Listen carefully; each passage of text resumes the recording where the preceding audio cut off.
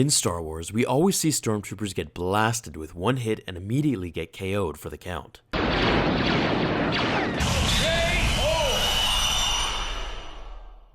We've heard the jokes about Stormtroopers not being able to aim, which I've made a segment on as well, covering it. However, what about their armor? This video will cover just how powerful it was in defense, the material it was made from, and why they died so easily with just one shot, or one hit from the Ewoks. We'll first examine the material it was made from. Luckily, the answer is canon, and it comes from Star Wars Rebels, the visual guide. The book explains how the boots were synthetic tough leather, while the chest plate and body pieces were synthetic plastoid. Now, plastoid in Star Wars was what they used in the process of constructing buildings, as we can gather in this line from Ezra's Gamble novel. Ezra walked around the corner and proceeded toward the end of the block. The tavern was on the ground floor of a 3-story plastoid building with wide, dark windows. Now, to address what plastoid was made from, well, in the Battlefront novel Twilight Company, it's explained that the Nakadia plastoid factory was where millions of tons of farm crops were processed into armor-grade polymers and synthetic resins. Beyond that, there isn't further explanation as to how plants could be turned into industrial materials.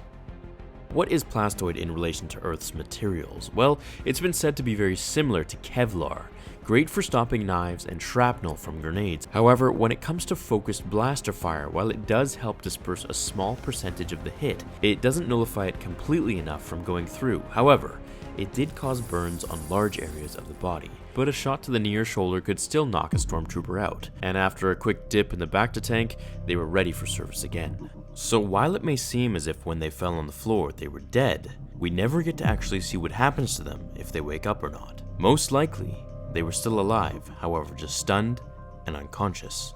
This is why, if we ignore plot armor, no pun intended, how the Ewoks took down the troopers by throwing rocks onto them. As hard and protective as the material seems it really wasn't. This caused them to be knocked out unconscious or even die due to brain trauma. While these are some of the drawbacks, here's a list of the benefits the suit provided to the Empire's infantry. Stormtrooper armor was capable of protecting its wearer in extreme environments, including deserts, forests, icy wastelands, and brief exposure to the vacuum of space, as we all saw in Rogue One when they followed Vader. Now, the armor's midsection, where we see that black body glove, that was all vacuum sealed, which could adjust to the trooper's body heat and external temperature. It was equipped with a kinetic dampener, which softened the blow of attacks. It had an energy dispersal system, which protected them from focused energy attacks. This would leave them unconscious and possibly suffer from internal bleeding, but it would prevent them from getting fatal injuries. The gloves they wore were powered in case hand-to-hand combat was necessary, protecting their bones from taking any serious damage. The helmet itself is the most interesting. It featured built-in filtration systems that extracted only breathable atmosphere from polluted environments. However, that said, it wasn't equipped with a filtration device against toxins. It also had a visual processor which assisted the trooper's vision in darkness, glare, and smoke.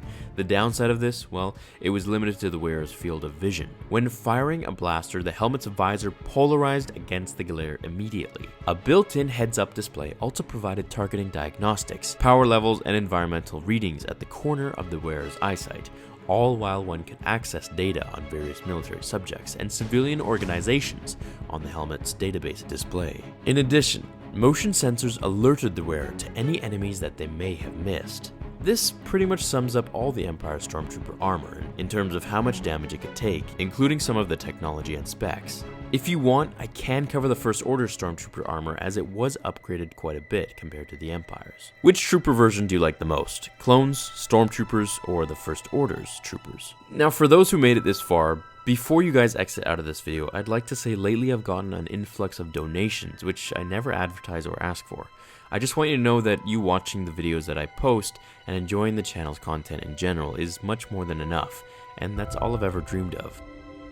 Let me know what you'd like to see in tomorrow's episode, maybe Boba Fett's armor, or the First Orders, or another Darth Vader video. Let me know below, whatever it is, and I'll see you all in tomorrow's episode of Star Wars Theory. Until then, my fellow Jedi and Sith friends, remember, the Force will be with you, always. Now, fulfill your